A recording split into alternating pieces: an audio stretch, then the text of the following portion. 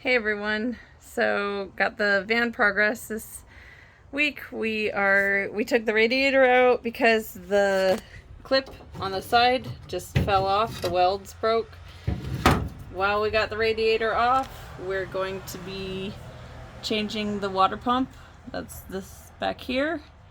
And the insulation on the panels is going back on, and the new clips have come in, so they're capture nuts, and those are fun. Really great that those can be new. And I did a wash on the inside. Once I get the motor covered back up, I will finish sanding. I just would feel better if the motor were covered on any future sanding.